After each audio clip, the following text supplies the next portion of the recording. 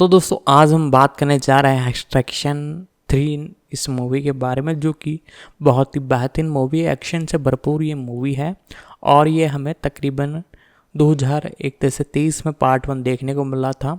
मैं आपको बता दूं 2023 के अंदर इसका पार्ट 2 देखने को मिला था, 2020 में पार्ट 1 देखने को मिला था और उसके बाद हमें बेसब्री से इंतज़ार था और एक तरह से प्रोडक्शन में चल रही है। 2026 के एंड तक हमें ये देखने को मिल सकती हैं। तो आज की इस वीडियो में हम इसी के तीसरे पार्ट के बारे में बात करेंगे। इस ओवरऑल इस पूरी फ्रेंचाइजी के बारे में सारी कुछ इन्फॉर्मेशन आपको बताने वाले हैं, इसके pre production, releasing, casting, fact, detail update के बारे में। तो आप जरूर से वीडियो को लाइक कर दे, चैनल को सब्सक्राइब कर दे, बेल आइकन दबा कर इसे ऑल पर सेट कर दे। आगे मैं इसकी और इन्फॉर्मेशन आपको बताता हूँ। नमस्कार दोस्तों, इस वीडियो में हम आने वाली फिल्म एक्सट्रैक्शन 3 के बारे में बात करने जा रहे हैं। तो दोस्तों आइए शुरू करते हैं। अमेरिकी एक्शन थ्रिलर फिल्म है जिसका निर्देशन सैम हारग्रेव ने किया है और जो रूसो ने ग्राफिक उपन्यास स्यूदाद पर आधारित इसकी पटकथा लिखी है। ये एक्सट्रैक्शन फ्रेंचाइजी के दूसरी फिल्म है। क्रिस हेम्सवर्थ, गोल्डशिफ्ते फराहानी और एडम बेसा ने पहली फिल्म से अपनी भूमिकाओं को दोहराया है, जबकि टॉर्निक गोग्रिचियानी, टॉर्निक बजियावा, टिनेटिन दलाकिशविली, डैनियल बर्नहार्ट, ओल्गा कुरिलेंको और इदरीस एल्बा महत्वपूर्ण भूमिकाओं में नजर आते हैं। फिल्म में टाइलर रेक को शुरुआत में जॉर्जिया की एक जेल से एक अपराधी सरगना के परिवार को छुड़ाने के लिए काम पर रखा जाता है। पहली फिल्म की सफल शुरुआत के बाद नेटफ्लिक्स ने मई 2020 में सीक्वल की घोषणा की, जिसमें जो रूसो ने लेखन, हरग्रेव ने निर्देशन और हेम्सवर्थ ने मुख्य भूमिका निभाई। दिसंबर तक जो और उनके भाई एंथनी को उम्मीद थी कि सीक्वल में किरदारों का इतना विकास होगा कि एक सिनेमाई ब्रह्मांड की शुरुआत हो सके। फिल्म की शूटिंग सितंबर 2021 में सिडनी में शुरू होनी थी, लेकिन कोविड-19 महामारी के कारण इसमें देरी हुई और अंततः नवंबर में प्राग में शुरू होकर अप्रैल 2022 में वियना में समाप्त हुई। रूसो बंधुओं हरग्रेव और हेम्सवर्थ की वापसी के अलावा हेनरी जैकमैन और एलेक्स बेल्चर ने संगीत रचना की। एक्सट्रैक्शन 2 को नेटफ्लिक्स द्वारा 16 जून 2023 को रिलीज किया गया और समीक्षकों से इसे सकारात्मक समीक्षाएं मिली। फिल्म को छठे Hollywood critics association mid season film awards में सर्वश्रेष्ठ स्टंट एक्शन श्रेणी में नामांकित किया गया था। कथानक: ढाका में पिछले मिशन में बाल बाल बचने के बाद टाइलर रेक को चिकित्सा उपचार के लिए दुबई ले जाया जाता है। ठीक होने के बाद वो भाड़े के सैनिक के रूप में काम छोड़कर गमुंडेन में एक कैबिन में आराम करने के लिए चला जाता है। बाद में एक अजनबी उससे संपर्क करता है और उसे टाइलर की पूर्व पत्नी मिया की बहन केतेवन और उसके 2 बच्चों सैंड्रो और नीना को बचाने के लिए कहता है। केतेवन ने डेविड रेडियानी से शादी की थी, जो जॉर्जिया के सबसे बड़े अपराध गिरोह नागाजी के सह नेताओं में से एक था, जिसकी स्थापना डेविड ने अपने भाई जुराब के साथ मिलकर की थी। एक डीईए एजेंट की हत्या करने के बाद डेविड को जेल हो गई और अमेरिकियों के दबाव के कारण वो रिश्वत देकर भी बाहर नहीं निकल पाया। डेविड ने केतेवन और उसके बच्चों को उसे छोड़कर जाने से रोकने के लिए जेल में रहने के लिए मजबूर किया, लेकिन खराब जीवन स्थितियों और डेविड के दुर्व्यवहार के कारण केतेवन ने मिया से मदद मांगी। टाइलर ने निक और उसके भाई याज को इस मिशन में शामिल होने के लिए राजी किया। वे रिश्वत लेकर एक गार्ड की मदद से जेल में घुसपैठ करते हैं, लेकिन कैदियों को इसकी भनक लग जाती है और दंगा भड़क उठता है। भागने के दौरान डेविड टाइलर और केटेवन पर हमला करता है, जिसके परिणाम स्वरूप टाइलर डेविड को मार देता है। टाइलर और केटेवन दंगे के बीच से लड़ते हुए एक बख्तरबंद ट्रेन में सवार हो जाते हैं। नागाजी सेना और भ्रष्ट सैनिकों से लड़ते हुए वे एक विमान से वियना भाग जाते हैं, लेकिन सैंड्रो, जो अपने पिता को अपना आदर्श मानता है और नागाजी विचारधारा की कट्टर वफादारी से प्रभावित था, चुपके से जुराब से संपर्क करता है और उनके ठिकाने का खुलासा कर देता है।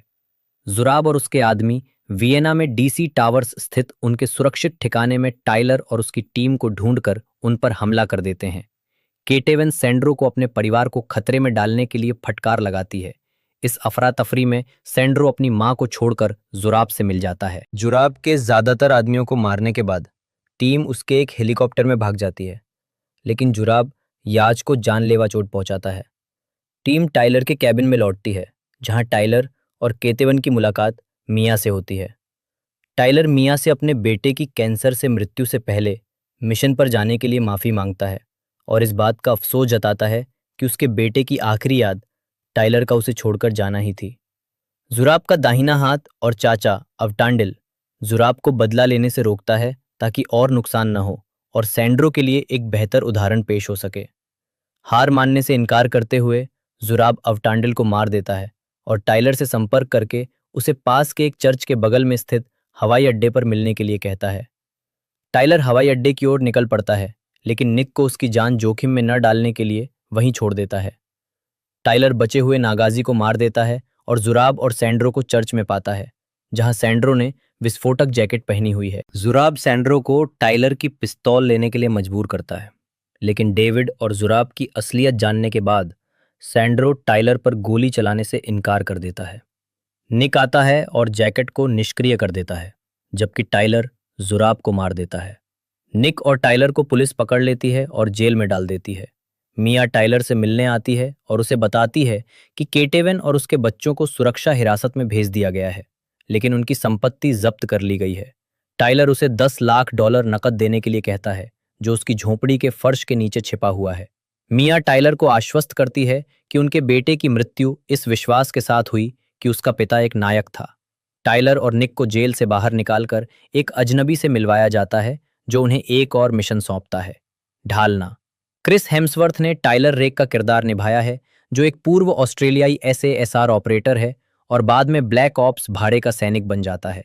गोल्डशिफ्ते फराहानी निक खान के किरदार में है, जो एक भाड़े की सैनिक और टाइलर की साथी है। एडम बेसा याज खान के रूप में, निक का भाई और निक और टाइलर के दल का सदस्य जुराब रेडियानी के रूप में, टॉर्निके गोग्रिचियानी डेविड रेडियानी के रूप में, टॉर्निक बजियावा टिनैटिन दलाकिशविली केटेवन रेडियानी के रूप में, मिया की बहन डेविड की पत्नी सैंड्रो और नीना की मां एंड्रो जापारीडजे सैंड्रो रेडियानी के रूप में, डेविड और केटेवन का किशोर बेटा मिरियम और मार्टा कोवजियाशविली नीना रेडियानी के रूप में, डेविड और केटेवन की छोटी बेटी Dato Bakhtadze as Avtandil, Daniel Bernhard Constantine के रूप में, Irakli Kvirikadze as Ivane Vakhtang के रूप में, लेवन सगिनाशविली जॉर्ज लाशा सरगो के रूप में, ओल्गा कुरिलेंको मिया के रूप में, टाइलर की पूर्व पत्नी और केटेवन की बहन इद्रिस एल्बा ने अनाम अजनबी की भूमिका निभाई, जिनका नाम एलकॉट के रूप में दर्ज है। इसके अलावा निर्देशक सैम हरग्रेव ने एक कब्र खोदने वाले के रूप में कैमियो भूमिका निभाई है। उत्पादन विकास मई 2020 में ये खबर आई कि जो रूसो को फिल्म के सीक्वल की स्क्रिप्ट लिखने के लिए नियुक्त किया गया है, जिसमें सैम हरग्रेव और क्रिस हेम्सवर्थ दोनों की वापसी की उम्मीद है। हेम्सवर्थ को इस प्रोजेक्ट में शामिल होने के लिए $20 मिलियन का भुगतान किया गया। दिसंबर 2020 में रूसो ब्रदर्स ने कहा कि सीक्वल के अलावा वे एक्सट्रैक्शन की दुनिया में सेट फिल्मों की एक श्रृंखला विकसित करने की उम्मीद करते हैं, ताकि न केवल पहली फिल्म में पेश किए गए कुछ पात्रों का पता लगाया जा सके, बल्कि संभावित रूप से एक सिनेमाई ब्रह्मांड की शुरुआत भी की जा सके। जनवरी 2021 में ये अफवाह फैली कि रूसो ब्रदर्स रणदीप हुडा के किरदार साजू की उत्पत्ति की कहानी पर भी काम कर रहे हैं। फिल्माने सीक्वल की शूटिंग सितंबर 2021 में Sydney, New South Wales, Australia में शुरू होने वाली थी, लेकिन कोविड-19 महामारी से संबंधित उपायों के कारण प्रोडक्शन को प्राग में स्थानांतरित कर दिया गया। 29 नवंबर 2021 को हरग्रेव ने घोषणा की कि चेक गणराज्य के प्राग में मुख्य फोटोग्राफी शुरू हो गई है, इससे पहले कि हेम्सवर्थ ने घोषणा की कि उन्होंने 4 दिसंबर को अपने दृश्यों की शूटिंग शुरू कर दी है। आगे की शूटिंग 28 जनवरी 2022 को वियना, ऑस्ट्रिया में शुरू हुई और 14 फरवरी 2022 तक चली। DC टावर्स के आसपास डोनो सिटी में दृश्यों की शूटिंग की गई। फिल्मांकन आधिकारिक तौर पर 6 अप्रैल 2022 को समाप्त हुआ। फिल्म को पहली फिल्म की तरह ही लंबे टेक वाली रणनीतियों को लागू करते हुए आरी अलेक्सा मिनी LF कैमरों पर शूट किया गया था। फिल्म के लिए रीशूट नवंबर 2022 में प्राग में हुए। मुक्त करना नेटफ्लिक्स ने 12 जून 2023 को न्यूयॉर्क शहर में एक प्रीमियर आयोजित किया, जिसमें कलाकार उपस्थित थे। इसे नेटफ्लिक्स द्वारा 16 जून 2023 को रिलीज किया गया था। स्वागत। दर्शकों की संख्या मीडिया प्ले न्यूज़ द्वारा रिपोर्ट किए गए और प्लम रिसर्च से प्राप्त व्यूअरशिप अनुमानों के अनुसार एक्सट्रैक्शन 2 ने 26 जून से 2 जुलाई 2023 के सप्ताह के दौरान नेटफ्लिक्स पर दुनिया भर में लगभग 5.3 मिलियन अद्वितीय दर्शक और 8.5 मिलियन घंटे देखे गए।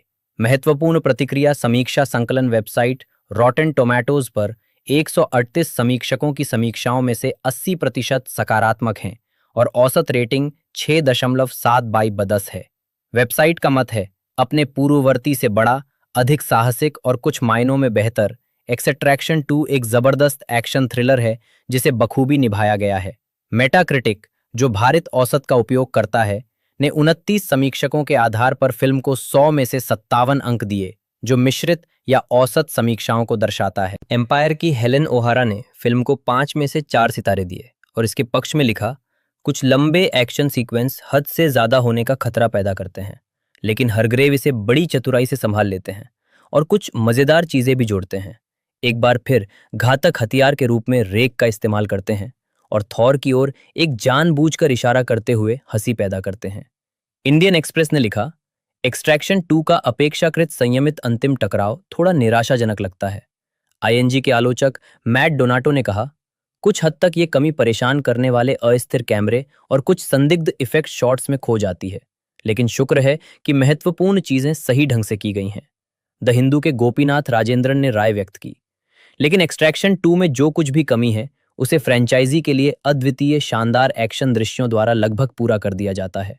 पहली फिल्म में 12 मिनट का सिंगल शॉट एक्शन सीन पसंद आया, सीक्वल में उसी तरह का 21 मिनट का सीन है। द गार्जियन के पीटर ब्रैडशॉ ने 5 में से 1 स्टार दिया और कहा, पहला एक्सट्रैक्शन काफी मनोरंजक था, लेकिन ये नया वाला केवल पैसे निकालने के बारे में है।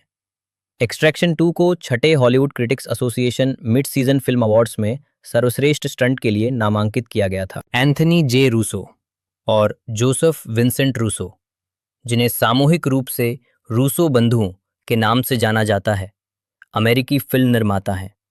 वे मार्वल सिनेमैटिक यूनिवर्स में 4 फिल्मों के निर्देशन के लिए सबसे ज्यादा जाने जाते हैं: Captain America the Winter Soldier, Captain America Civil War, Avengers Infinity War और एवेंजर्स एंड गेम।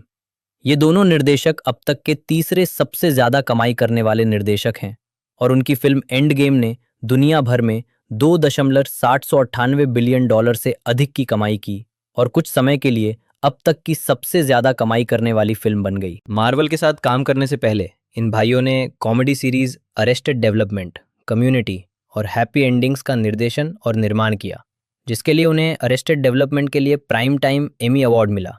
इन भाइयों ने स्वतंत्र फिल्म स्टूडियो AGBO की सह स्थापना की, जिसने उनकी नेटफ्लिक्स निर्देशित परियोजनाओं द ग्रे मैन और द इलेक्ट्रिक स्टेट का निर्माण किया। उन्होंने चेरी का भी निर्देशन किया और AGBO के माध्यम से कई फिल्मों का निर्माण किया, जिनमें एक्सट्रैक्शन और everything everywhere all at Once शामिल हैं, जिसने सर्वश्रेष्ठ फिल्म सहित 7 अकादमी पुरस्कार जीते। ये दोनों भाई फिलहाल एवेंजर्स फ्रेंचाइजी की अगली 2 फिल्मों एवेंजर्स डूम्सडे और एवेंजर्स सीक्रेट वॉर्स का निर्देशन कर रहे हैं। प्रारंभिक जीवन और शिक्षा। एंथनी जे रूसो और जोसेफ विंसेंट रूसो। 18 जुलाई 1971 का जन्म क्लीवलैंड ओहियो में पेट्रिशिया गैलुपोली और वकील और न्यायाधीश बेसिल रूसो के घर हुआ था। उनके माता पिता दोनों इतालवी मूल के हैं, जिनके परिवार क्रमशः सिसिली और अब्रूजो से आकर बसे थे। ओहियो में बसने के बाद उन्होंने एंथनी, जो, गैब्रिएला और एंजेला रूसो का पालन पोषण किया। ये सभी बेनेडिक्टिन हाई स्कूल में पढ़े। हाई स्कूल के बाद जो ने आयोवा विश्वविद्यालय में दाखिला लिया, जहां उन्होंने अंग्रेजी और लेखन में मेजर किया और 1992 में अंग्रेजी में स्नातक की डिग्री प्राप्त की। एक प्रोफेसर द्वारा उन्हें अपनी कक्षा के लिए एक मोनोलॉग लिखने और प्रदर्शन करने के लिए प्रोत्साहित करने के बाद उन्हें अभिनय में रुचि हो गई। एंथनी ने पेंसिल्वेनिया विश्वविद्यालय में दाखिला लिया, जहां उन्होंने अंग्रेजी में भी मेजर किया। आजीविका स्वतंत्र फिल्म निर्माण।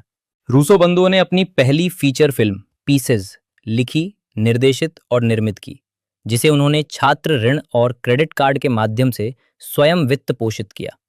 डेडलाइन के साथ एक साक्षात्कार में एंथनी रूसो ने कहा, हम दोनों क्लीवलैंड में थे और रॉबर्ट रॉड्रिग्स ने अभी अभी एल मारियाची बनाई थी और इसने हमें प्रेरित किया।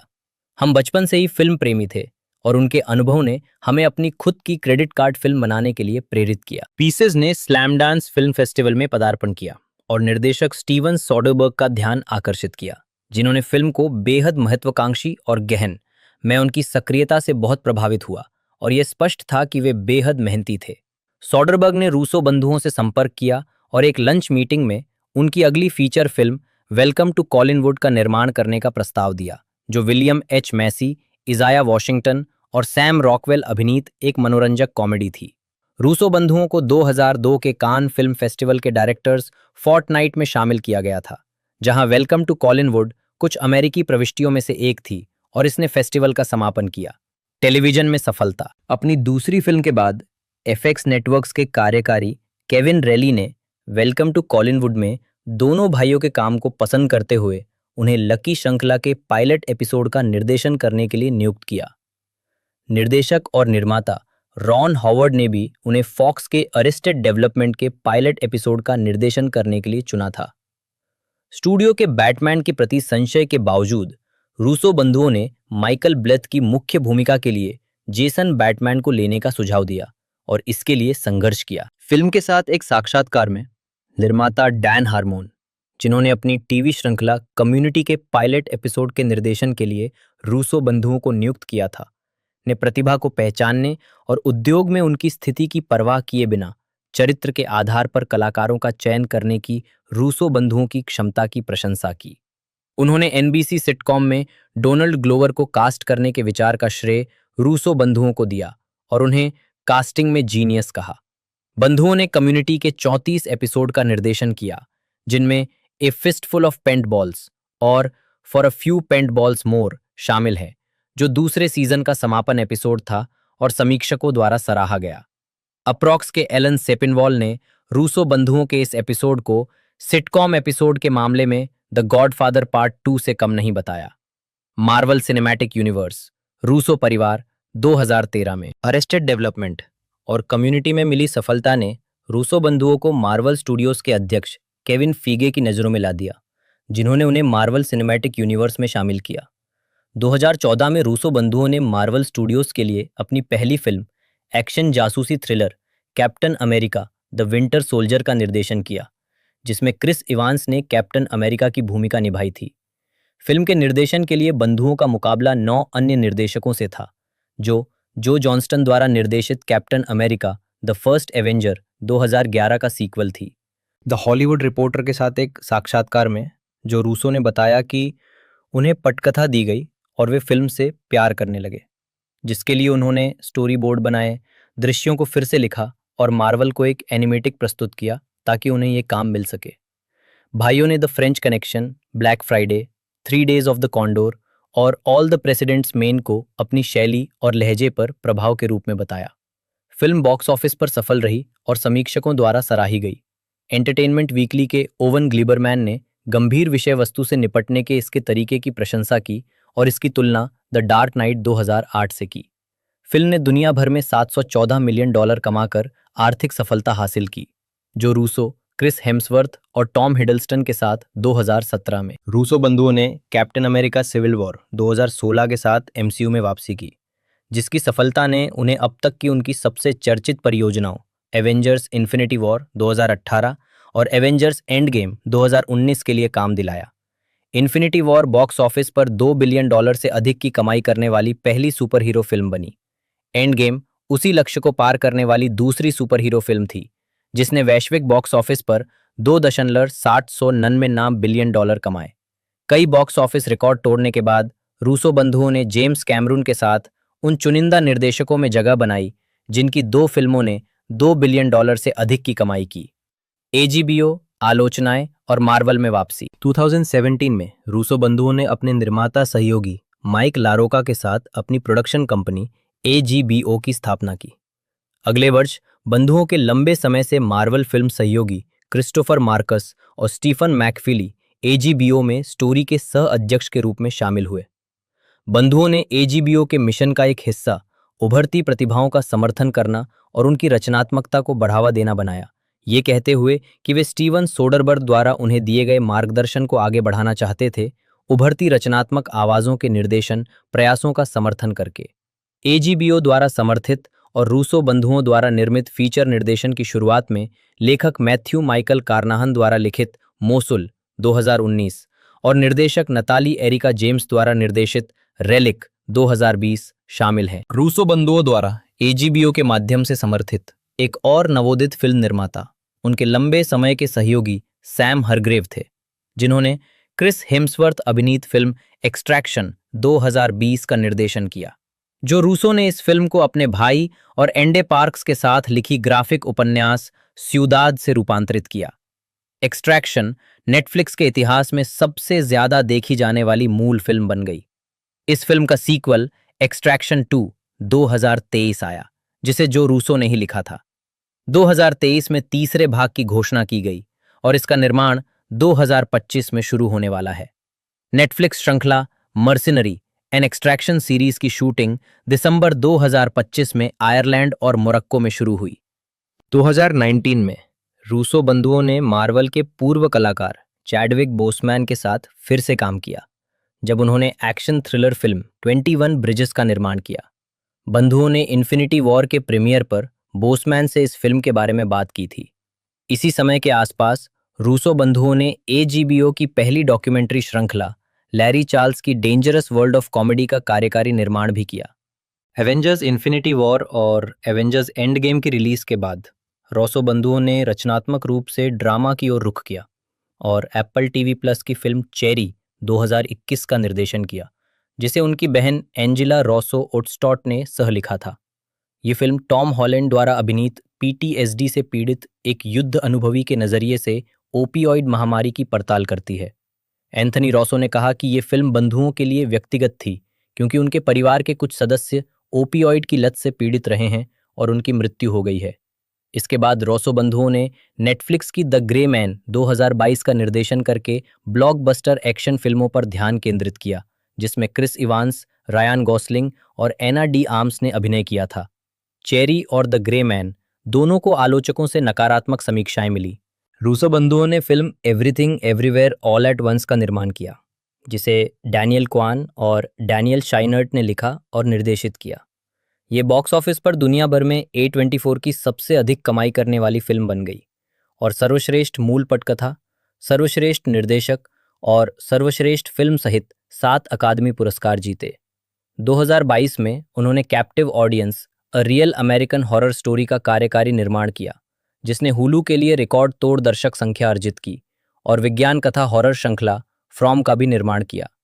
अगले वर्ष उन्होंने रिचर्ड मैडन, प्रियंका चोपड़ा जोनस और स्टैनली टूची अभिनीत अमेज़न के लिए सिटाडेल श्रृंखला का निर्माण किया। सिटाडेल को नकारात्मक समीक्षाएं मिली, जिसमें इसके $300 मिलियन के बजट की काफ़ी आलोचना हुई।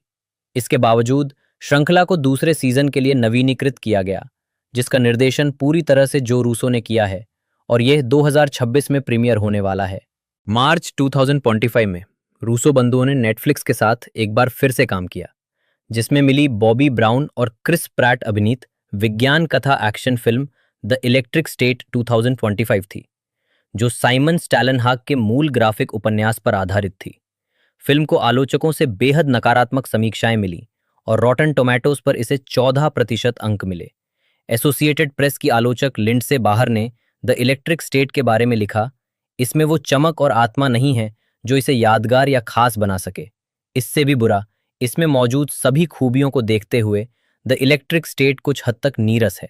द इलेक्ट्रिक स्टेट की समीक्षा में न्यूयॉर्क पोस्ट के जॉनी ओलेक्सिंस्की ने टिप्पणी की कि एवेंजर्स एंड गेम के बाद रूसो बंधुओं के निर्देशन के प्रयास पिछले 6 वर्षों की कुछ सबसे खराब और सबसे महंगी फिल्में थीं। उन्होंने इस विशेष फिल्म में मौलिकता की कमी की कड़ी आलोचना की। इस आलोचनात्मक प्रतिक्रिया के बावजूद फिल्म ने रिलीज के सप्ताह में प्लेटफॉर्म के शीर्ष 10 में नंबर 1 के रूप में नेटफ्लिक्स पर शुरुआत की। जुलाई 2024 में सैन डिएगो कॉमिक कॉन में मार्वल स्टूडियोज ने घोषणा की कि रूसो बंधुओं ने एवेंजर्स डूम्सडे 2026 और एवेंजर्स सीक्रेट वॉर्स 2017 का निर्देशन करने के लिए वापसी की और एजीबीओ फिल्मों का सह-निर्माण करेगा। फिल्मांकन 2024 के अंत में शुरू हुआ। 1 मार्च 2024 को यह घोषणा की गई कि रूसो बंधुओं द्वारा फ्रैंक ई फ्लावर्स द्वारा निर्देशित और प्रियंका चोपड़ा अभिनीत एक्शन फिल्म द ब्लफ का निर्माण अमेज़न MGM स्टूडियोज के लिए किया जाएगा। 5 फरवरी 2025 को यह खबर आई कि ये बंधुओं द्वारा जेम्स एशक्रॉफ्ट द्वारा निर्देशित और रॉबर्ट डी नीरो अभिनीत आगामी crime thriller the whisper man का निर्माण नेटफ्लिक्स के लिए किया जाएगा, जो इसी नाम के उपन्यास पर आधारित है। आवर्ती सहयोगी। टेलीविजन और फिल्म जगत में अपने पूरे करियर के दौरान दोनों भाइयों ने लगातार कई अभिनेताओं और फिल्म निर्माताओं के साथ सहयोग किया है।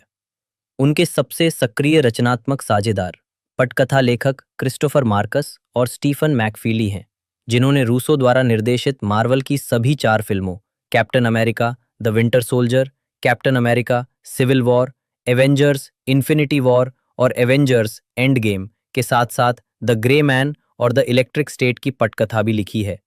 मार्कस और मैकफीली वर्तमान में एजीबीओ में कहानी के सह अध्यक्ष के रूप में कार्यरत हैं। उनकी बहन एंजेला रूसो ओटस्टॉट, एक निर्माता और पटकथा लेखक, भी एक प्रमुख रचनात्मक साझेदार हैं। उन्होंने कई एजीबीओ परियोजनाओं पर काम किया है और कंपनी की मुख्य रचनात्मक अधिकारी के रूप में फिल्म और टेलीविजन में विकास की देखरेख करती हैं।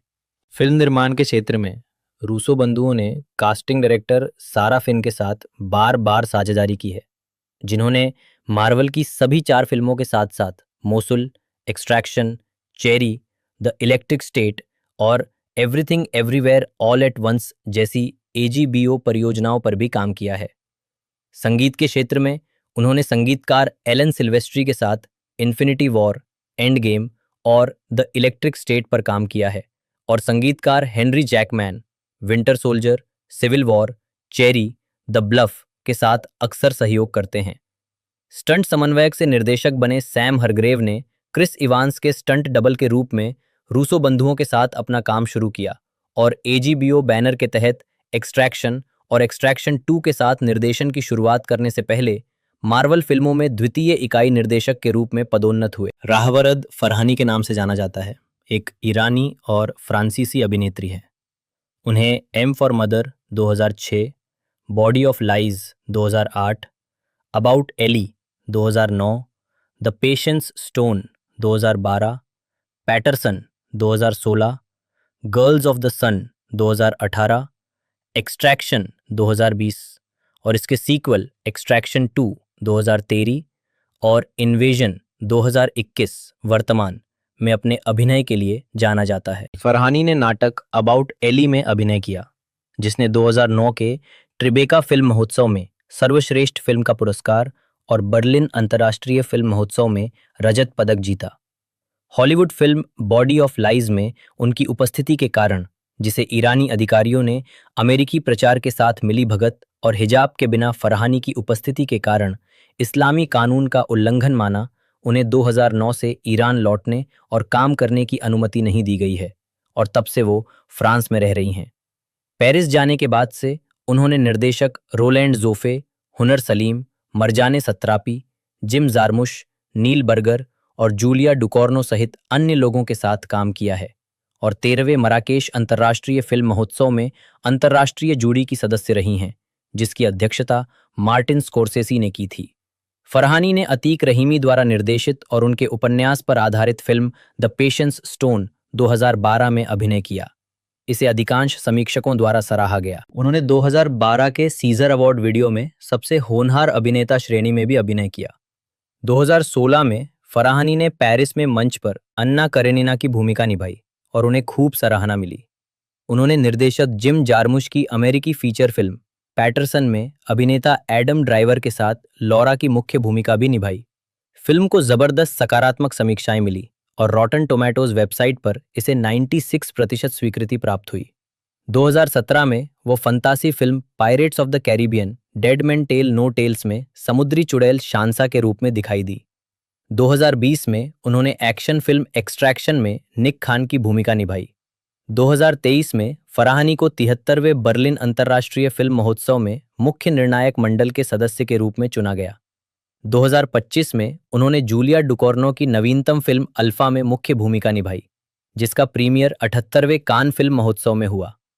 गैर फिल्म कार्य। फरहानी पर्यावरण संबंधी कार्यों में सक्रिय रूप से शामिल हैं और ईरान में तपेदिक के उन्मूलन के प्रबल समर्थक हैं। ईरान में वह कूच नेशन नोमैड्स बैंड की सदस्य थीं, जिसने तेहरान एवेन्यू अंडरग्राउंड रॉक प्रतियोगिता का दूसरा संस्करण जीता था। ईरान छोड़ने के बाद उन्होंने एक अन्य निर्वासित ईरानी संगीतकार मोहसेन नामजू के साथ मिलकर काम किया। उनका एल्बम ओए अक्टूबर 2009 में रिलीज हुआ था। दिसंबर 2014 में उन्होंने 2014 की वार्षिक इंडिपेंडेंट क्रिटिक्स ब्यूटी लिस्ट में 6वां स्थान प्राप्त किया। फरहानी, जिन्हें अंतर्राष्ट्रीय फिल्मों में अभिनय करते समय हिजाब पहनने से इनकार करने के कारण 2008 से ईरान से निर्वासित कर दिया गया है, जिन्होंने सार्वजनिक रूप से महसा अमीनी विरोध प्रदर्शनों का समर्थन किया है। 28 अक्टूबर 2022 को ब्रिटिश रॉक बैंड कोल्डप्ले ने फरहानी को शेरविन हाजीपुर के गीत बराए के कवर पर उनके साथ प्रस्तुति देने के लिए आमंत्रित किया, जिसे विरोध प्रदर्शनों का गान बताया गया है। ये प्रस्तुति ब्यूनस आयर्स के रिवर प्लेट स्टेडियम में बैंड के कॉन्सर्ट में हुई। ये कॉन्सर्ट 70 से अधिक देशों में 3,500 से अधिक सिनेमाघरों में लाइव प्रसारित किया गया था, जो बैंड के music of the spheres world tour के लैटिन अमेरिका चरण के दौरान 2 रातों के लिए आयोजित एक विशेष लाइव इवेंट सिनेमा कार्यक्रम का हिस्सा था। विवाद गोल्डशिफ्ते। फरहानी ने 2009 में बीबीसी पर्शियन को दिए एक साक्षात्कार में ये बात कही थी। अमेरिकी फिल्म बॉडी ऑफ लाइज में फरहानी की उपस्थिति के बाद ये खबर फैली कि ईरानी सरकारी अधिकारियों ने उन्हें ईरान छोड़ने से रोक दिया था। उनके सहयोगियों ने इस बात का खंडन किया और वो फिल्म के अमेरिकी प्रीमियर में शामिल हुईं। ईरान में उनकी आखिरी फिल्म अबर एली थी, जिसका निर्देशन असगर फरहादी ने किया था। जनवरी 2012 में ये खबर आई कि फ्रांसीसी पत्रिका मैडम फिगारो में नग्न अवस्था में पोज देने के बाद फरहानी का उनके गृह देश ईरान में स्वागत नहीं किया जाएगा। ब्रिटेन के डेली टेलीग्राफ के अनुसार ईरानी सरकारी अधिकारियों ने उनसे कहा, ईरान को आप जैसे अभिनेताओं या कलाकारों की जरूरत नहीं है, आप अपनी कलात्मक सेवाएं कहीं और दे सकती हैं। उनके फेसबुक पेज पर शूट की एक तस्वीर ने उनके व्यवहार को लेकर एक जोरदार बहस छेड़ दी। वो जीन बैप्टिस्ट मोंडिनो की एक छोटी ब्लैक एंड व्हाइट फिल्म कॉर्प्स एट एम्स बॉडीज एंड सोल्स में भी टॉपलेस दिखाई दी। उन्होंने पाओलो रोवर्सी द्वारा एगोइस्ट पत्रिका के कवर और संपादकीय के लिए ली गई पूरी तरह से नग्न तस्वीरों के लिए भी पोज दिया। ईरान की आलोचना। फरहानी ईरानी शासन की आलोचना की जानी जाती हैं, विशेष रूप से महिलाओं के अधिकारों और कलात्मक स्वतंत्रता पर प्रतिबंधात्मक नीतियों के लिए। उन्होंने अक्सर साक्षात्कारों और सोशल मीडिया पोस्टों में इस बात को व्यक्त किया है, देश के अनिवार्य हिजाब कानूनों और कला में महिलाओं की आवाज के दमन के खिलाफ बात की है। जैसे ही 2025-2026 के ईरानी विरोध प्रदर्शन भड़क उठे और 2016 के ईरानी नरसंहार की खबरें वैश्विक स्तर पर फैल गईं, उन्होंने ईरान में इंटरनेट ब्लैकआउट के बारे में बात करते हुए कहा कि ईरान में हिंसा की अंतर्राष्ट्रीय कवरेज से अपनी स्वतंत्रता के लिए अपनी जान जोखिम में डालने वाले ईरानी लोगों को समर्थन महसूस होगा और उन्हें यह महसूस नहीं होगा कि उनके बलिदान को मौन रखा जाएगा। निजी जीवन। बर्लिनाले 2023 में फरहानी। 2003 में फरहानी ने इंटीरियर डिजाइनर इंडिया मेहदवी के भाई अमीन मेहदवी से शादी की, जिनसे बाद में उनका तलाक हो गया। वो फ्रांसीसी अभिनेता लुई गेरेल के साथ भी रिश्ते में थी, जिन्होंने टू फ्रेंड्स 2015 का निर्देशन किया और उसमें उनके साथ सह अभिनय भी किया। सितंबर 2015 में ग्राजिया में प्रकाशित एक साक्षात्कार में फरहानी ने खुलासा किया कि उन्होंने 5 महीने पहले एक ऑस्ट्रेलियाई क्रिस्टोस दोर्जे वॉकर से शादी की थी। मई 2018 तक वो एक जर्मन हिप्पी के साथ रिश्ते में थी, जिनसे उनकी मुलाकात नेवादा रेगिस्तान में बर्निंग मैन फेस्टिवल में हुई थी। नवंबर 2017 में पेरिस में 8 साल रहने के बाद वो इबीजा चली गईं और अपना समय वहां और पुर्तगाल के पोर्टो के बीच बांटने लगीं। उन्होंने पहले ही फ्रांस छोड़ने का इरादा जताया था, ये समझाते हुए कि वो नौकरशाही और बैंकिंग प्रणाली से बुरी तरह प्रभावित थीं। फिल्मोग्राफी पतली परत चाबी। इसका तात्पर्य उन फिल्म या टीवी प्रस्तुतियों से है जो अभी तक रिलीज नहीं हुई हैं। वर्ष शीर्षक भूमिका नोट्स। 1998 नाशपाती का पेड़। मित्रा 2001 7 अंक फेरिश्ते। 2002 ज़माने ज़माने। 2003 दो देवदूत। अजार। 2004 कहीं और राह। बूटिक इति ठंड का आंसू रौनक। 2005 मछलियां प्यार में पड़ जाती हैं। टोका बाब अजीज नूर। 2006 जिस बोरीदेह मरियम पिता के नाम पर। हबीबे आधा चंद्रमा। निवे मांग। M for mother. सेपीदेह। 2007 संगीतकार हनी। हर किसी की अपनी सिनेमा शैली होती है। स्वयं 2008 दीवार। सेतारेह बीच में हमेशा एक महिला होती है। मरियम शिरीन। दर्शकों में मौजूद महिला। झूठ का ढांचा। आयशा। क्रिस्टोफर हेम्सवर्थ एएम एक ऑस्ट्रेलियाई अभिनेता और फिल्म निर्माता है। मेलबर्न, विक्टोरिया और बुलमैन उत्तरी क्षेत्र में जन्मे और पले बढ़े। उन्होंने ऑस्ट्रेलियाई टेलीविजन श्रृंखला होम एंड अवे 2004-2007 में किम हाइड की भूमिका निभाकर प्रसिद्धि हासिल की, जिसके बाद उन्होंने हॉलीवुड में फिल्मी करियर शुरू किया।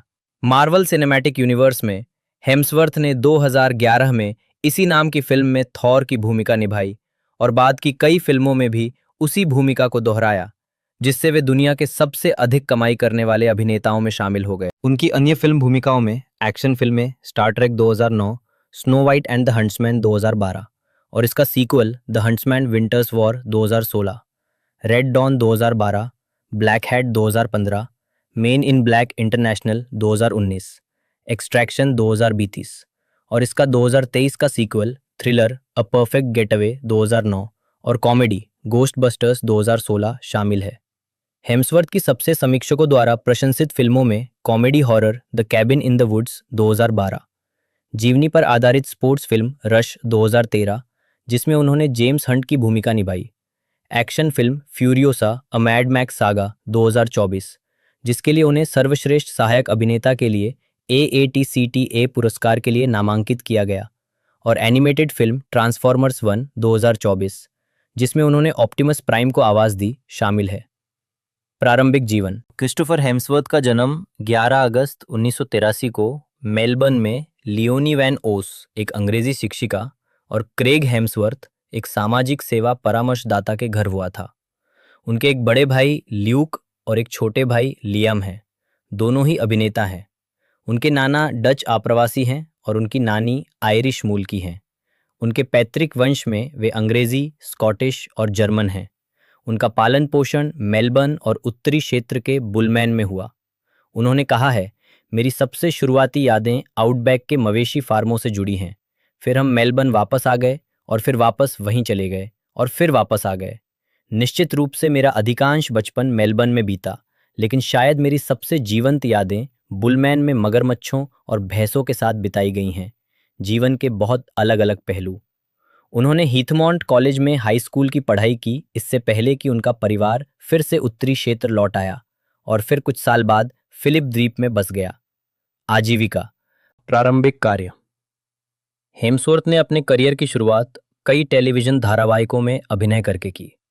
2002 में हेम्सवर्थ ने फंतासी टेलीविजन धारावाहिक जिनिवर जोन्स के 3 एपिसोड में किंग आर्थर की भूमिका निभाई। साथ ही सोप ओपेरा धारावाहिक नेबर्स और मार्शल लॉ के एक एपिसोड में भी दिखाई दिए। अगले वर्ष वह द सैडल क्लब के एक एपिसोड में नजर आए। 2004 में हेम्सवर्थ ने ऑस्ट्रेलियाई soap opera home and away में रॉबी हंटर की भूमिका के लिए ऑडिशन दिया। उन्हें यह भूमिका नहीं मिली, लेकिन बाद में उन्हें किम हाइड की भूमिका के लिए बुलाया गया। वह कलाकारों में शामिल होने के लिए सिडनी चले गए और श्रृंखला के 171 एपिसोड में दिखाई दिए। उन्होंने 3 जुलाई 2007 को होम एंड अवे के कलाकारों को छोड़ दिया। हेम्सवर्थ ने बाद में टिप्पणी की कि हालांकि होम एंड अवे के बाद वह अधिक प्रसिद्ध हो गए, लेकिन एक सोप ओपेरा में उनके काम ने उन्हें फिल्म उद्योग में सम्मान नहीं दिलाया। Hemsworth dancing with the stars. Australia के 5वें सीजन में एक प्रतियोगी थे, जहां उन्होंने पेशेवर नर्तकी एबी रॉस के साथ जोड़ी बनाई थी। सीजन का प्रीमियर 26 सितंबर 2006 को हुआ था और 6 सप्ताह के बाद हेम्सवर्थ 7 नवंबर को बाहर हो गए थे। मार्वल फिल्म फ्रेंचाइजी के निर्माताओं को डर था कि प्रशंसक नाराज हो जाएंगे, इसलिए फ्रेंचाइजी में हेम्सवर्थ की उपस्थिति के कारण उन्हें थॉर की भूमिका लगभग खोनी पड़ी। 2009 में हेम्सवर्थ ने जे अब्राम्स की फिल्म स्टार ट्रेक के शुरुआती दृश्यों में जेम्स टी कर्क के पिता जॉर्ज कर्क की भूमिका निभाई। ये भूमिका पहले मैट डेमन को दी गई थी, जिन्होंने इसे ठुकरा दिया था। अब्राम्स ने हेम्सवर्थ द्वारा इस भूमिका को निभाने की सराहना की। सिनेमा ब्लेंड के जॉश टाइलर हेम्सवर्थ से प्रभावित थे। उन्होंने अभिनेता के दृश्य को इस साल सिनेमाघर में बिताए मेरे सबसे अच्छे 5 मिनट बताया। फिल्म बॉक्स ऑफिस पर सफल रही और इसने 385.7 मिलियन अमेरिकी डॉलर की कमाई की।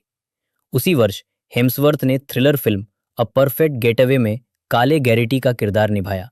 इसे मिली-जुली समीक्षाएं मिली, लेकिन हेम्सवर्थ को एक गुंडे बैकपैकर के उचित रूप से डरावने प्रदर्शन के लिए सराहा गया। स्क्रीन रेंट के पॉल यंग ने भी हेम्सवर्थ के प्रदर्शन की ठोस कहकर प्रशंसा की। हेम्सवर्थ ने 2010 में आई फिल्म कैश में अंग्रेजी अभिनेता शॉन बीन के साथ सैम की भूमिका निभाई, जो अमेरिका आने के बाद उनकी पहली फिल्म थी। फिल्म के निर्देशक स्टीफन मिलबर्न एंडरसन ने बताया कि हेम्सवर्थ को अमेरिका आए हुए केवल 6 सप्ताह ही हुए थे जब उन्होंने इस भूमिका के लिए ऑडिशन दिया था। उन्होंने याद करते हुए कहा, ये लड़का युवा है, दिखने में बिल्कुल सही है, एक बहुत अच्छा अभिनेता है और सच कहूँ तो वो बहुत सुंदर है। इसलिए मैंने कहा हमें इस लड़के को लेना चाहिए। मैं बहुत प्रभावित हुआ था।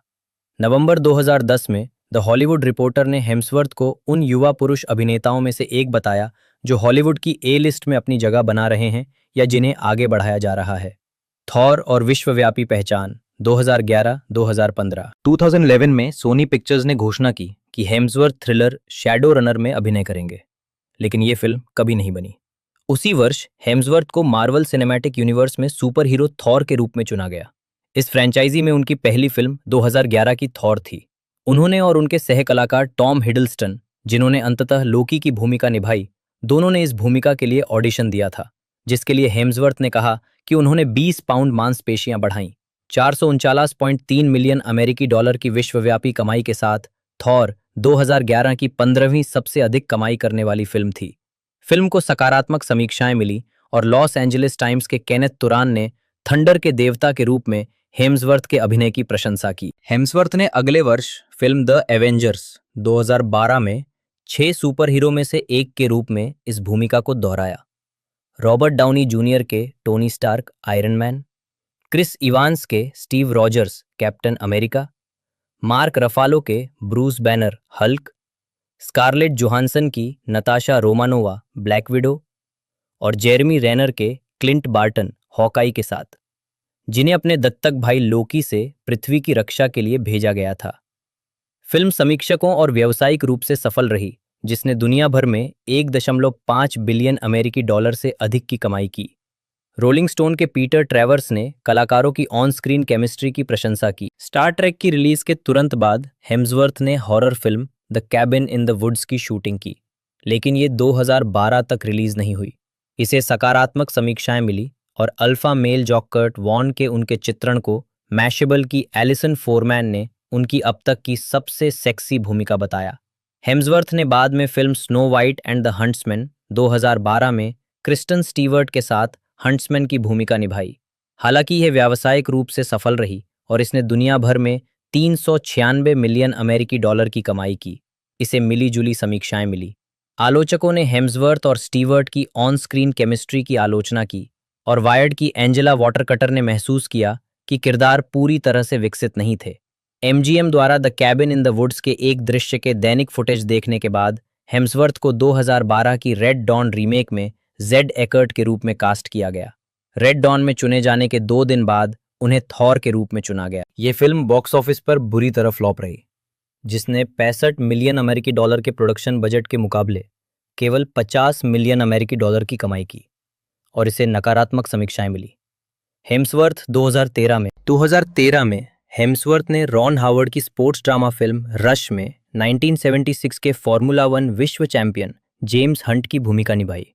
द गार्जियन के हेनरी बार्न्स हेम्सवर्थ के अभिनय से प्रभावित हुए और उन्होंने अभिनेता की शानदार पटकथा को कुछ महारत के साथ निभाने के लिए प्रशंसा की। उसी वर्ष हेम्सवर्थ ने थॉर के sequel Thor the Dark World 2013 में थॉर की भूमिका को दोहराया। हालांकि यह फिल्म 644.6 मिलियन अमेरिकी डॉलर की विश्वव्यापी कमाई के साथ व्यावसायिक रूप से सफल रही, फिर भी यह फिल्म समीक्षा एग्रीगेटर वेबसाइट रॉटन टोमेटोज पर 66% अनुमोदन रेटिंग के साथ एमसीयू फ्रेंचाइजी की सबसे कम रेटिंग वाली फिल्म बन गई। हेम्सवर्थ और हिडलस्टन के बीच की केमिस्ट्री की आलोचकों ने प्रशंसा की।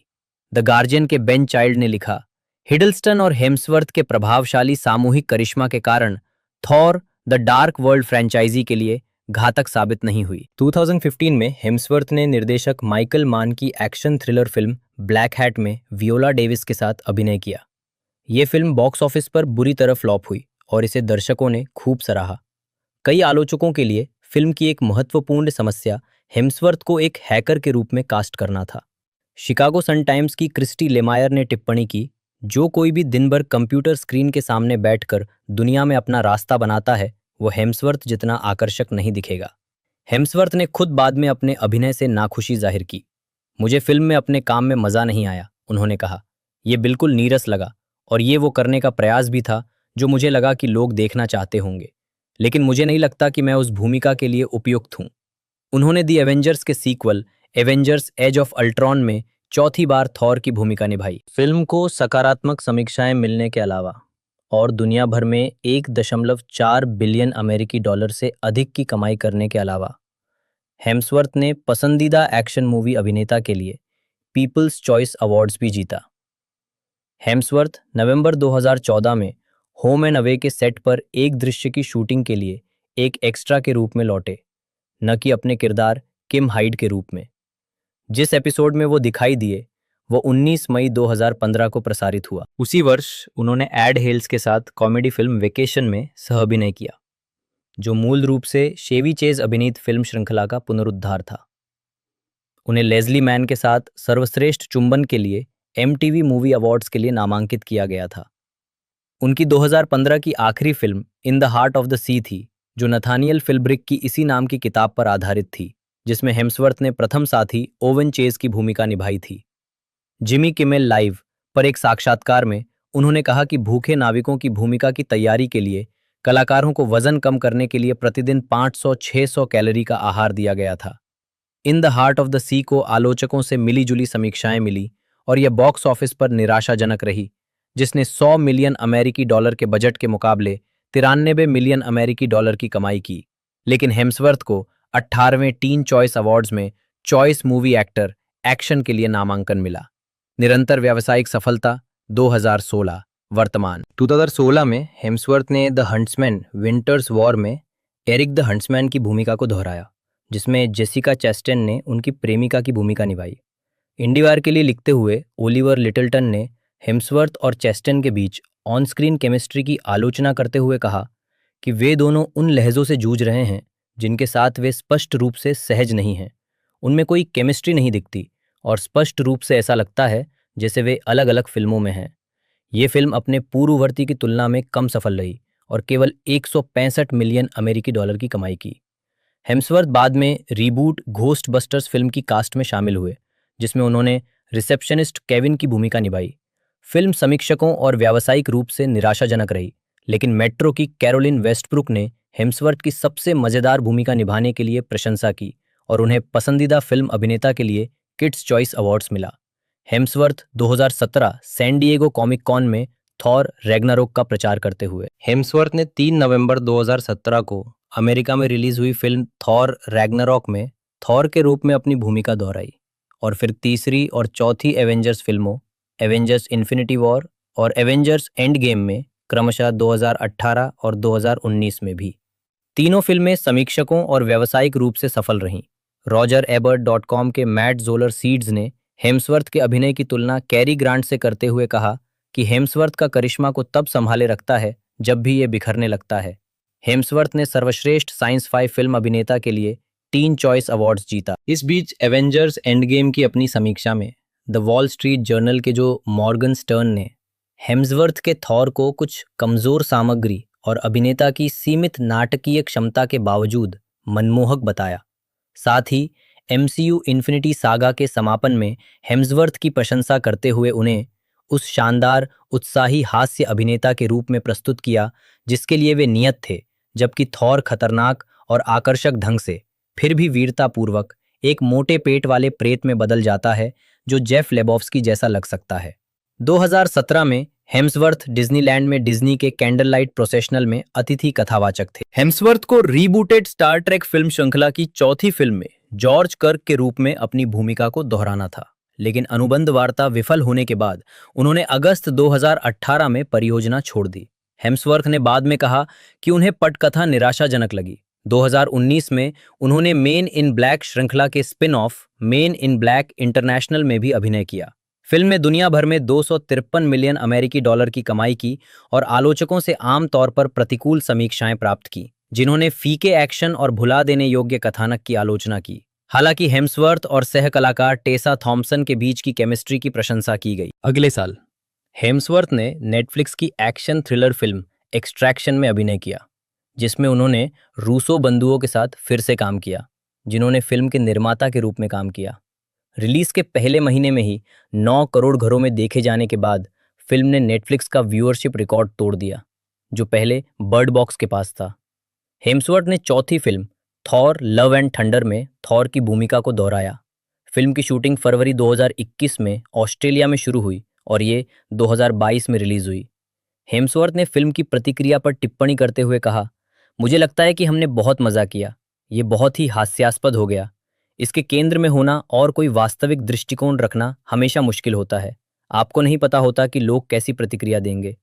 बाद में उन्होंने अपने प्रदर्शन पर विचार किया, ये मानते हुए कि फिल्म के तात्कालिक और अजीबोगरीब अभिनय के साथ वो खुद का एक पैरोडी बन गए थे और ये कि वो उद्घाटन में सफल नहीं हुए। Hemsworth 2024 San Diego Comic Con में हेम्सवर्थ ने 2022 में नेशनल ज्योग्राफिक के लिए 6 भाग वाली डॉक्यूमेंट्री श्रृंखला लिमिटलेस विद क्रिस हेम्सवर्थ पर काम किया।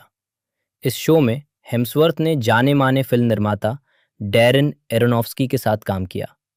शो में हेम्सवर्थ को उन विभिन्न तरीकों को दिखाया गया है जिनसे मनुष्य अपने स्वास्थ्य को बेहतर बनाने का प्रयास करते हैं। एपिसोड में हेम्सवर्थ को बर्फीले आर्कटिक जल में डुबकी लगाते, लंबे समय तक उपवास करते और एक स्वदेशी ऑस्ट्रेलियाई समारोह में भाग लेते हुए दिखाया गया।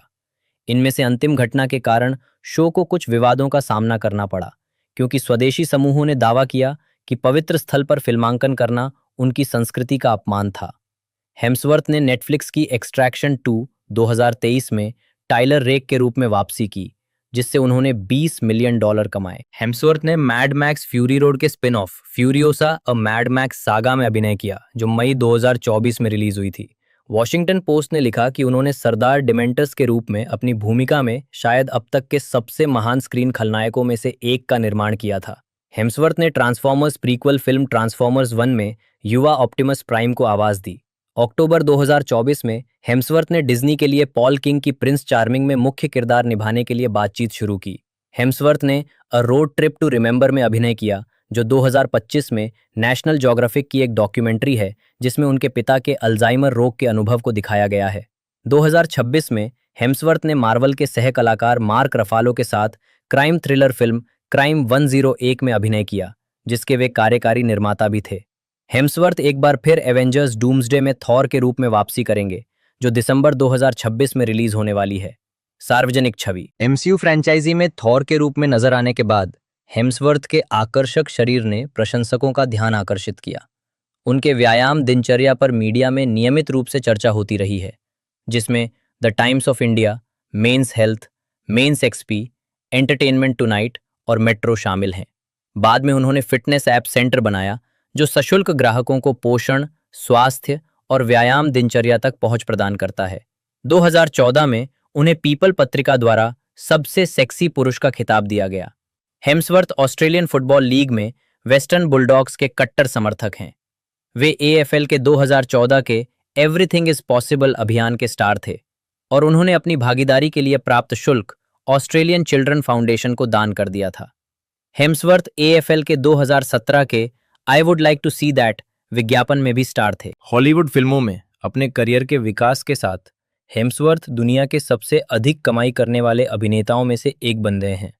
वह 2014, 2015 और 2018 में फोर्ब्स की दुनिया के सबसे अधिक कमाई करने वाले अभिनेताओं की सूची में शामिल हुए। इसके अलावा वह 2018 में पत्रिका की सबसे अधिक कमाई करने वाली हस्तियों की सूची में 31वें स्थान पर और 2019 में 24वें स्थान पर रहे, जिनकी अनुमानित कमाई 76.4 मिलियन अमेरिकी डॉलर थी। मई 2020 में क्रिस और उनके भाई लियाम उन मशहूर हस्तियों में शामिल थे जिन्होंने रोनाल्ड डाहल के बच्चों के काल्पनिक उपन्यास James and the Giant Peach की एक किस्त पढ़ी, जो डाहल की बेटी ओफेलिया द्वारा सह स्थापित वैश्विक गैर लाभकारी चैरिटी पार्टनर्स इन हेल्थ की सहायता के लिए थी, जो कमजोर क्षेत्रों में कोविड-19 से लड़ रही थी। हेम्सवर्थ ने 2010 की शुरुआत में स्पेनिश मॉडल और अभिनेत्री एल्सा पटाकी को डेट करना शुरू किया।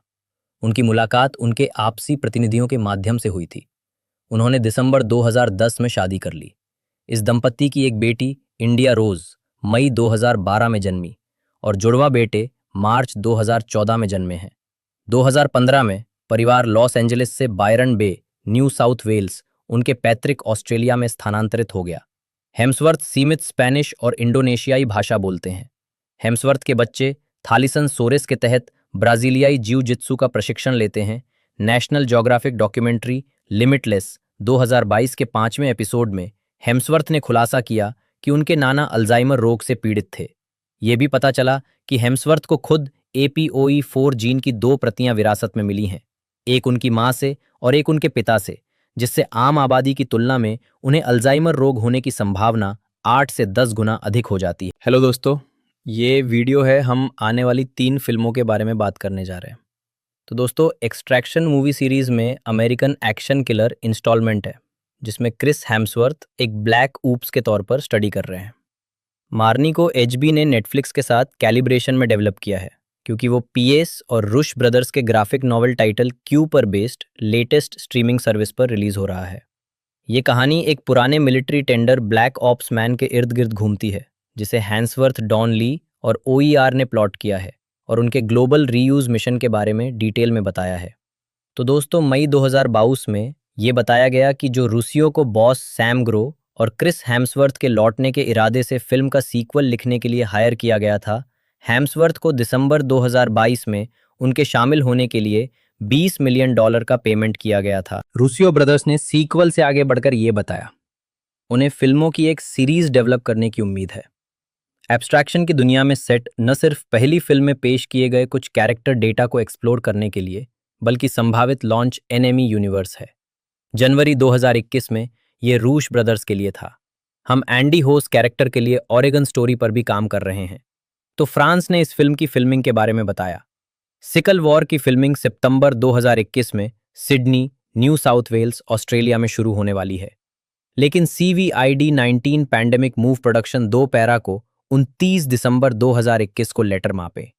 हैरी ग्रेवल ने प्रिंसिपल फोटोग्राफी में अनाउंसमेंट किया और प्री शुरू किया। के रिपब्लिक हैंसवर्थ अनाउंसमेंट से पहले फिल्मिंग शुरू करने की हिम्मत करें। उन्होंने 4 दिसंबर को देखा है आगे की शूटिंग। 28 जनवरी 2022 को वैन ऑस्ट्रेलिया से शुरू और 14 फरवरी 2022 तक। चूंकि हम शॉर्ट में शहर के विंड सिटी में डैनियल सिटी हैं, टावर्स की फिल्मिंग ऑफिशियली 6 अप्रैल 2022 को होगी। फिल्म एरी एलेक्सा मिनी पर शूट की गई थी।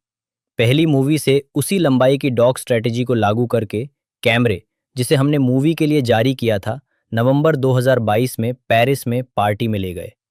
तो फ्रांस, आइए इस मूवी के बारे में बात करते हैं। रिव्यू एग्रीगेटर वेबसाइट पर क्रिटिकल रिस्पॉन्स ने लिखा, टमाटर में 130 क्रिटिक्स रिव्यू में से 80% पॉजिटिव हैं, जिनकी एवरेज रेटिंग 6.7 में से 10 है। बेसिक रीडर्स हमें बड़े और कुछ मामलों में इससे भी बेहतर मिलते हैं। प्री डेज एक्सट्रैक्शन, दो ओवर द टॉप एक्शन, हीर ने सही किया मेटाक्रिटिक, जो US वर्चुअल एवरेज है। 29 क्रिटिक्स पर मूवी को 100 में से 57 का स्कोर मिला। मिक्स्ड एवरेज रिव्यू मिलने पर हेलन ओ हर्गे 5 में से 4 स्टार और मूवी के पक्ष में चले गए। कुछ एक्सचेंज एक्शन सीक्वेंस और जो बहुत ज़्यादा पाने के लिए बनाए गए हैं, लेकिन वो बस इसे वापस खींचती है और कुछ टच के साथ जोड़ती है। एक बार फिर एक डेली के रूप में इस्तेमाल करना और एक आवाज़ डालना है। 4 गीगल the Indian Express root extraction to the एट्री रेस्ट्रेन फाइनल। शोडाउन थोड़ा एंटी क्लाइमेट क्रिटिक महसूस किए बिना नहीं रह सकता। हाइजीन का मैड नोट खुला है। उसमें से कुछ फ्यूल इफेक्ट के आसपास के हिलते हुए कैमरे में एक लॉज है।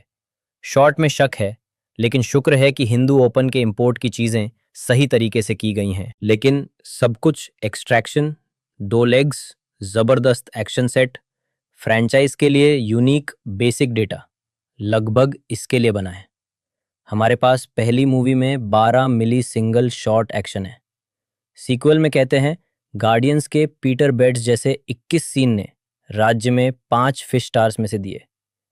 पहला रिस्ट्रिक्शन एंटरटेनिंग था, लेकिन नया अन्यायपूर्ण, और ये पिंजरे के एक्सट्रैक्शन के बारे में सिनिकल है। तो दोस्त, एक्सट्रैक्शन बेस्ट स्टंट और 6 होली किटाइजेशन मिशन मूवी अवार्ड के लिए डिनोमिनेटर की ओर। तो दोस्तों, चलिए जून 2023 में इयान नेटफ्लिक्स स्टूडियो फेस्टिवल में एक्सट्रैक्शन मूवी सीक्वल के बारे में बात करते हैं। ये अनाउंसमेंट थी और एक्सट्रैक्शन थ्योरी डेवलपमेंट में थी। कंपनी शुरू करना, फ्रेंचाइजी के एक्सट्रैक्शन की पहचान करना। ऑफिशियल अब अमीर था। वो 8 अक्टूबर 2025 को उसी हागो के साथ अपनी भूमिका दोहराएंगे जो फिल्म का निर्देशन करेंगे। हैरी ग्रेविटेड एक्सट्रैक्शन। क्या हम 2026 में फिल्मांकन शुरू करेंगे, जिसमें 2027 में कास्ट मेंबर्स के लिए एक एंटी कैपिटल रिलीज होगी? जी एनी ऑलिवर कू और आइरिस अल्बर के सीक्वल के लिए वापसी की उम्मीद है। तो फ्रांस, आइए इस फिल्म के कास्ट और कैरेक्टर क्रीप्स के बारे में बात करते हैं। हेवर्थ एक पूर्व ऑस्ट्रेलिया एस ऑपरेटर टर्नर के रूप में, ब्लैक कॉपी माना। तो दोस्त भगवान, वह स्पष्ट रूप से निक के रूप में, कि टेलर एडम के एक भाड़े के साथी के रूप में, हाँ, के निक एक भाई और निक और टेलर का सदस्य, कून और गोची और जूडोपिनी टू जी डेविड और कैनेडी के रूप में, डार्शिवी कैथरीन मिया बहन डेविड वाइव, सैंड्रा नीना की माँ, एंड्रयू जेफ सैंड्रा और नीना रैंडी डेविड और टन यंग के रूप में, और बेटी तो फ्रेंड और स्टीन लिविंग सैंक्चुरी और मिया टेलर, एक्स वाइफ और कैथरीन स्ट्रेंजर की बहन। एडिशन डायरेक्टर सैम होरे को एक बड़ा अवार्ड मिला है। तो दोस्तों इस मूवी के बारे में बात करते हैं। Main cast Chris Hemsworth. तो फ्रांस, क्रिस्टोफर हैम, जन्म 11 अगस्त 1983। वह एक ऑस्ट्रेलियन एक्टर और मूवी प्रोड्यूसर हैं।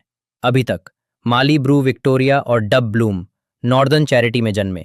वह प्रो प्ले में भाग गया, किम के पास था, ऑस्ट्रेलिया टेलीविजन सीरीज होम, और 2004 में और 7 में एच में एक फ्लेम करियर शुरू करने से पहले मार्वल नाम यूनिवर्स में हैम एक्सचेंज सेमिनरी की 11 मूवी में एक लेखक है और रो की जगह लेते हैं कई बाद के इंस्टॉल, जिसने उन्हें दुनिया के सबसे ऊंचे जोड़ी अभिनेताओं में से एक बना दिया।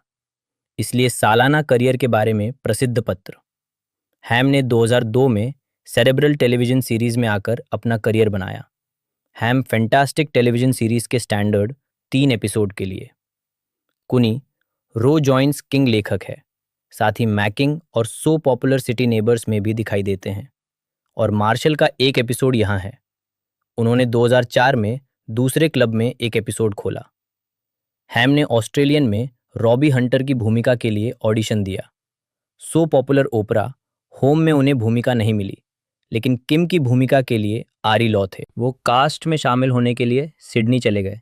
सी के 171 एपिसोड में दिखाई दिए। तो दोस्त, हैम in the mad facts. Fury Mary saga 2020 में वॉस्पी रोड के लिए रिलीज हो रही है, जिसे उन्होंने पुराने समय में अपनी हैम आवाज में रिलीज करते हुए बनाया था। एक युवा ऑप्टिम ट्रांसफॉर्म्स प्री मूवी ट्रांसफॉर्म में प्राइम है। अक्टूबर 2020 में हैम के लिए एक लैग 2 में एंट्री की गई थी। डिज्नी के लिए आर्मी में पॉल किंग्स प्रिंस का टाइटल कैरेक्टर निभाएं। हैम अपने पिता के बीमारी के अनुभव के बारे में 2025 की एक नेशनल ग्राफिक डॉक्यूमेंट्री को याद करने के लिए एक लिखित ट्रिप में फीचर थे। 2026 में हैम्स मार्वल के स्टार मार्क के साथ क्राइम किलर मूवी क्राइम 114 में स्टैंडर्ड थे, जिसके वे इक्विटी प्रोड्यूसर भी हैं। हैम वॉटर एक बार फिर दिसंबर 2006 में रिलीज होने के लिए डॉग शेड्यूलिंग में वापस आएगा। तो दोस्तों चलिए इस मूवी एक्सट्रैक्शन 2 मूवी रिलीज के बारे में बात करते हैं, जिसका प्रीमियर नेटफ्लिक्स ने 12 जून 2023 को न्यूयॉर्क सिटी में किया था। जो द टेंडेंस है, इसे नेटफ्लिक्स 16 जून 2023 को रिलीज कर रहा था। तो दोस्तों चलिए इस मूवी ऑडियंस व्यूअरशिप के बारे में बात करते हैं। मीडिया, प्लेन न्यूज़ और सोर्स वॉल प्लम रिसर्च की रिपोर्ट के मुताबिक एक्सट्रैक्शन को 95.3 मिलियन यूनिक व्यूअर्स मिले और कम से कम 26 जून 2023 के हफ्ते में दुनिया भर में 0.5 मिलियन हार्वेस्ट वॉच मिले। एक्सट्रैक्शन को रिलीज होने के पहले महीने में 19.9 मिलियन घरों ने देखा, जिसने नेटफ्लिक्स के इतिहास में सबसे बड़े प्रीमियम का रिकॉर्ड तोड़ दिया। एक्सट्रैक्शन ने पहले 66 दिनों में 129.3 मिलियन व्यू कमाए हैं। एंथनी नेटफ्लिक्स की सबसे पॉपुलर फिल्मों में 10वें नंबर पर है और ओरिजिनल फिल्म के ठीक नीचे 9वें नंबर पर है ये मैड एक्सट्रैक्शन। नेटफ्लिक्स की सबसे पॉपुलर फिल्मों की लिस्ट में 2 फिल्मों के लिए चार्ज करने वाली पहली फिल्म है।